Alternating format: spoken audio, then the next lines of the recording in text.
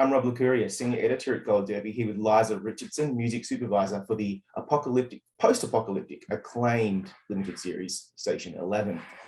Liza, I honestly believe that you have one of the coolest jobs on TV because you get to bring a show's narrative to life through music, and we all have such a connection to music, from timeless classics to left field oddities, while shining a light on how music's so instrumental. So am I right? Is it the coolest job on TV? That is a really good question. My dog just got caught in a cord. Okay. It's always the way. I think the job is a little glamorized. I do, because you do think like, oh my God, all my passions in one job: music, TV, film, original music. I think it's like, I think it's great, and I feel very lucky. I will say that I started out doing it as totally creative, like, just like I said, this is a melding of all my passions, but the passion that has arisen out of it, that I'm surprised about, that I never knew when I was a kid in dance class and making up dance routines and stuff like that, and acting and singing. And the thing that I realized that I really love about music supervision is running a business, running a team, and doing the business side of things. Like, I love the creative, and I've spent so many years deep into music, working on the radio from midnight to 5, Monday through Friday, just really, really having that wonderful opportunity to dig. But I'm surprised to learn that I actually really love business the further along I go. So I don't know, but I don't know if that answers your question. It's a pretty cool job. It's not with it. I think a lot of people think it's cooler than it, because there's a lot of, like every job, there's a lot of stuff that's like a pain in the butt. I know, I, for example, as a film, TV, music nerd, I feel like I have a soundtrack to my life, and I make videos about my children, and I put my favorite needle drops on them. And that's how we glamorize music supervision. But there, as you say, there is a lot that goes with this job. And I can imagine the pressure that you're under to either score a particular track, to negotiate them. There's a lot of legal stuff involved. So what kind of background do music supervisors typically have that leads them into this field, or is it completely varied? I think it's varied. Can I give you one more example of what you were just, like today, for example, we have a song playing, we've cleared it, then they want to add a trumpet player on screen. So like, how do you record that? How do you sync it with the song that you cleared? How do you get that person hired? How do you get that person COVID tested? There's all these things that you now have to worry about that are like way outside of what you imagined when you first started. Wow, that's incredible. See, that's what we don't realize. That's behind the scenes. But then back to your question, yes, I do feel like everybody comes from a different background. I know,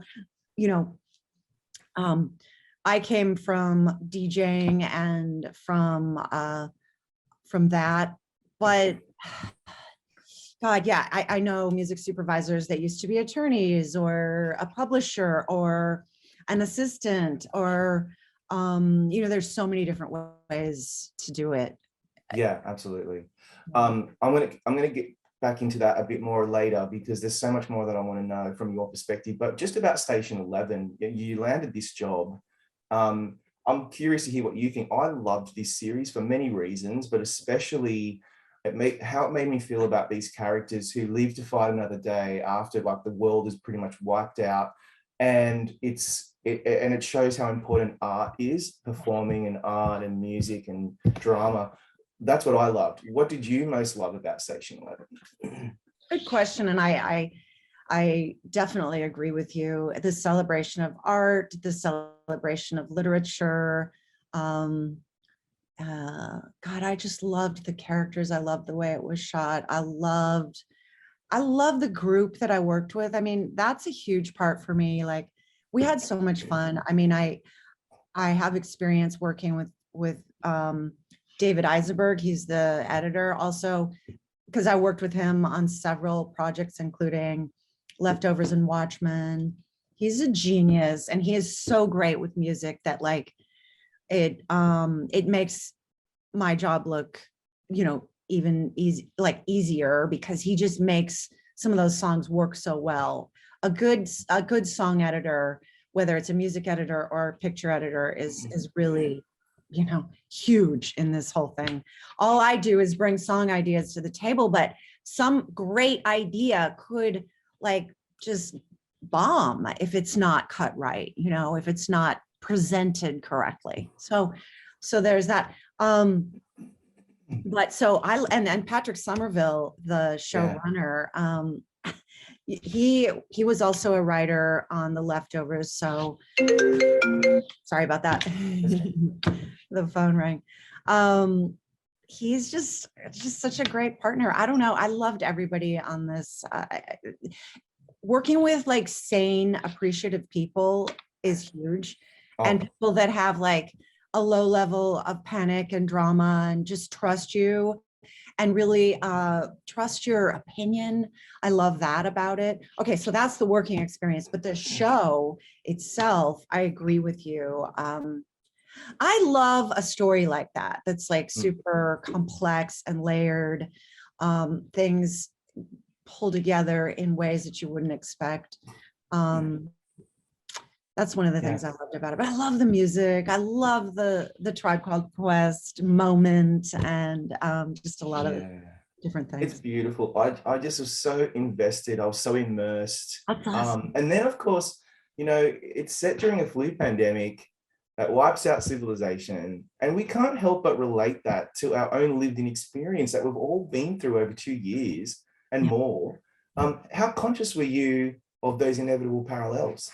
Well, I was just praying that, well, first of all, I was kind of hoping that they would present it as a post-apocalyptic story rather than a post-pandemic story. And I think they did that. So, and I also think the reviews just from the get-go were so strong that people gave it a chance. But look, if it were just me without knowing anything about it, and I think it would be a tough sell, so. But I just think that the initial response was so strong that it invited people in more, and I don't know, but we were all very aware of it, because I mean we started working on this before the pandemic, and we finished up, not after, it's still going on, but when it started to relax. So it was a very, very long process, and at first when the pandemic was, it's like, okay, we're having a pandemic in real life. We're all like, whoa, we all got chills, like we're working on a show about a pandemic, I know, I couldn't believe it. And in fact, at first, as you kind of alluded to, I was like, I don't really know if I want to get invested in a show about it. I'm already living this, and I just don't want to watch that. But then, of course, I heard that, you need to see this show. It's amazing. And then as soon as I did, I was like, wow, this is unbelievable. It's so good. And that's how I totally to explain it to, my friends and stuff. It's like, don't think about that, just pay attention. Don't pay attention to the man behind the curtain. No. It's more about the celebration of art and life and people, and Yeah, absolutely. So, but going back to your craft, for example, composers are so integral to how a series or a film resonates emotionally. Very important. I firmly believe the music supervisor is doing the same thing, because there's sometimes where an original composition is just not going to cut it, and you need something else that might be familiar or that just that hits differently to elicit an emotional response. So I find that so fascinating. It's like a science. I don't know how you and your profession get it right. I'm curious to know what happens, as you kind of mentioned earlier. What happens? What are the implications when you get it wrong? And is that something that's always weighing on you? I mean, if the wrong, or like a song that you don't like goes in to a show or production, I really honestly, I'm not the final say so. And if the showrunner loves it, that's who I'm here to support. I'm here to support their vision. I try to, I really try to take my ego out of it. I'm always thrilled when one of my crazy ideas goes through, but it's not that, it's not that often.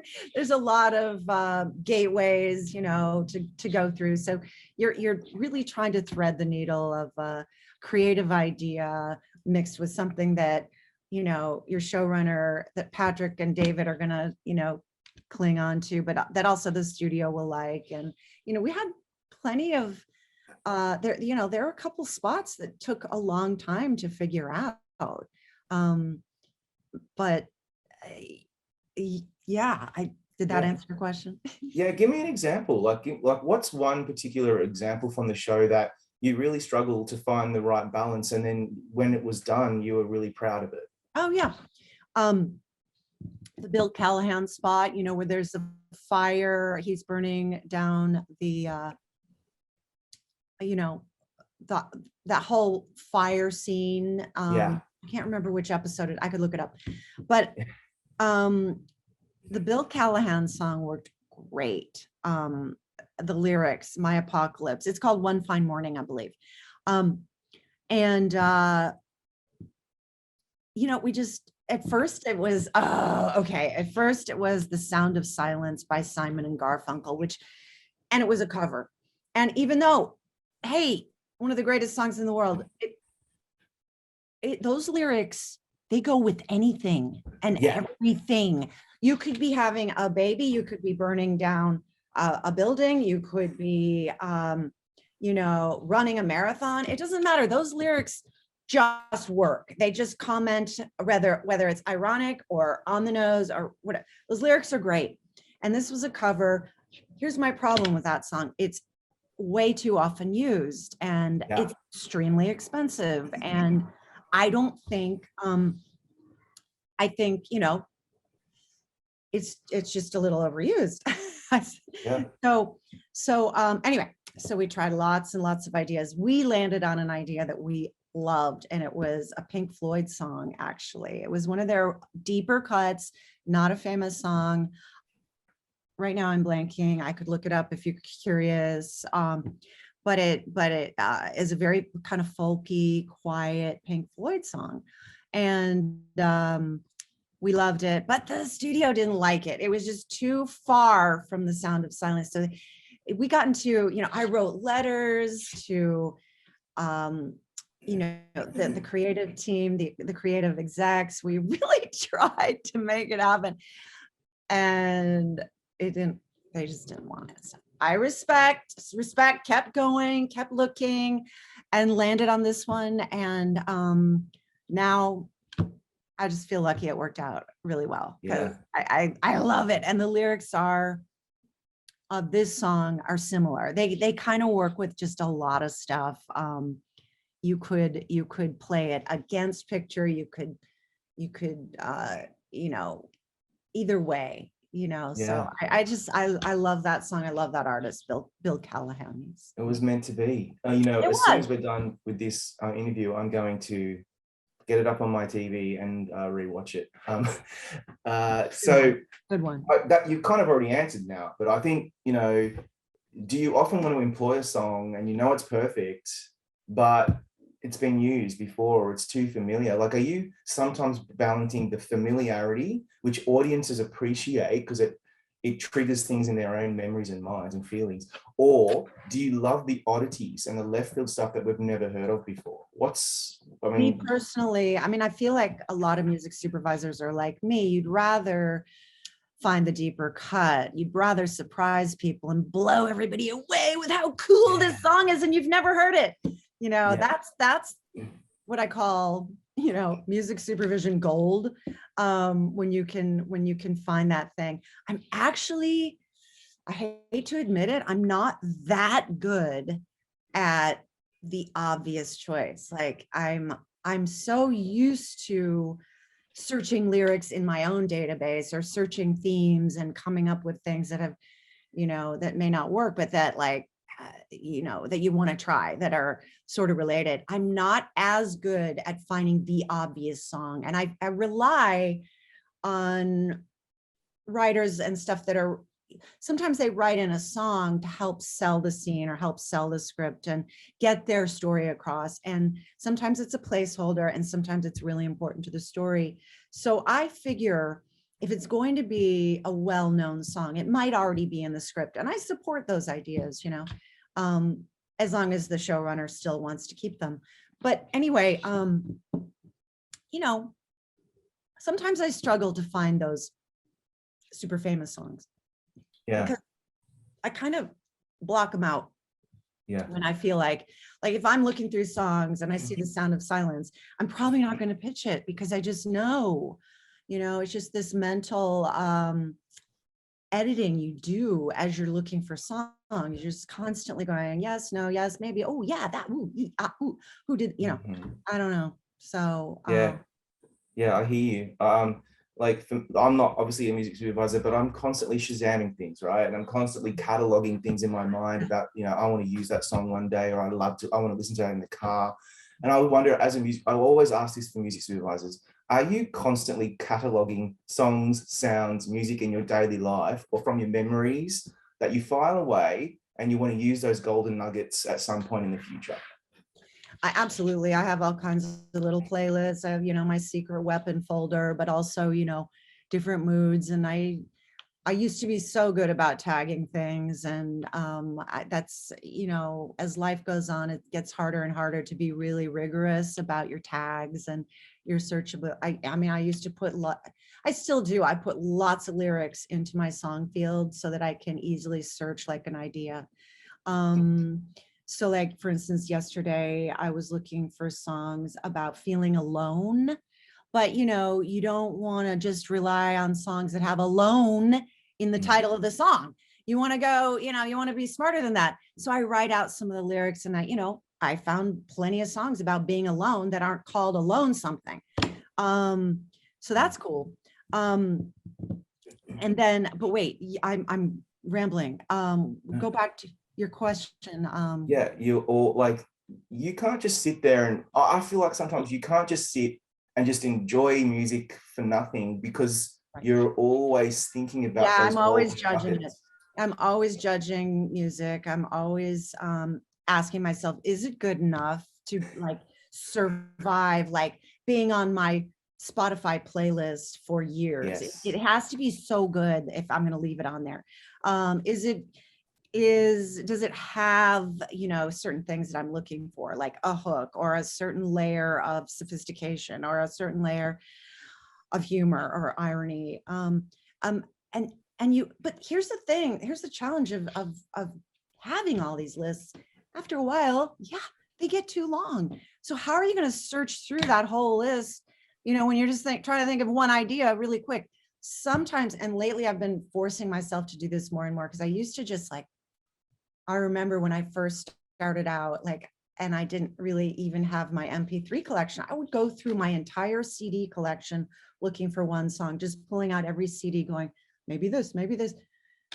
Oh my God, times have changed. But now what I have to do sometimes, and I'm trying to get better and better at this, trust my freaking brain and just listen to the task and literally stop for a minute, at least start meditating on it for a minute, take, you know, a few breaths, think of a couple of ideas just from here, just think of a couple of ideas. Then if I get started with a couple of ideas, then I can start going through those concepts like, dust, you know, and time. Like I need songs about time. Oh, there's a good lyric about dust. Oh, I'm going to search more songs about dust. You know, so there's all these, like, you're just trying to make connections. So I think that answers your question. It's like, I use my lists, but oftentimes they're just starting points, but I've more and more been trying to just like think of at least ideas to start with. Yeah, 100% agree. Final question, we've run out of time, but I really want to know this, because a few years ago, the Emmys decided to shine a light on your profession with its own category. You've been nominated twice for Watchmen and Lovecraft Country. You should have been nominated for The Leftovers. I'm still getting over that. But that's a Well, I whole think other. that was before the time, right? Oh, Oh maybe no, it was the first year. It was the the first year. I first was, year, and but yeah, it was that's a that whole other show was, thing. yeah, let's not talk about that. Let's not talk about it because I'll start getting upset. Are you happy about this? Like, do you think the Emmys have gotten it right? I think it's great. Of course. I think it's fantastic. Yeah. Why not? I mean, I think people say, oh, it should be in the Oscars too. And I agree, but I think that's much harder because of the different levels of budgets. You've got all these indie films, you've got these big Marvel films. Like, so how do you judge everything? And it's getting that way a little bit in film and TV too. I said when I accepted the award for Guild of Music Supervisors recently for Lovecraft Country, I said, this is awesome. I said, I do feel like a lot of the micro budget shows are very well music supervised. There's no chance they're ever going to get that, that feather or that nod. But hey, maybe someday there will be different levels, maybe not in the Emmys, but anyway, I think it's all fantastic. I mean, It is good. the only problem is having to nominate yourself. Like, I hate that because I'm I don't want to like say, hey, look how cool I am. I don't like that feelings. Yeah. I hate nominating myself. That's my only beef. Yeah, I hear you. But okay, on that note, then everybody watching, Emmy voters, Liza's not going to nominate herself, so make sure you nominate her for Station 11. Well, And no, on I that had note- to. I already had to nominate myself for Station 11. That's what I mean. Oh, you mean I submitting? did it Yeah, already. Yeah. you got to put your name down. Yeah. And then You they have to get fill to out choose. these forms and you have to say, Oh, I know. this is how great we did this job. And it's just like, I get it. That's very humble. On that note, Liza, thank you so much for your time. It was so insightful. great to talk to you, Robert. Really fun.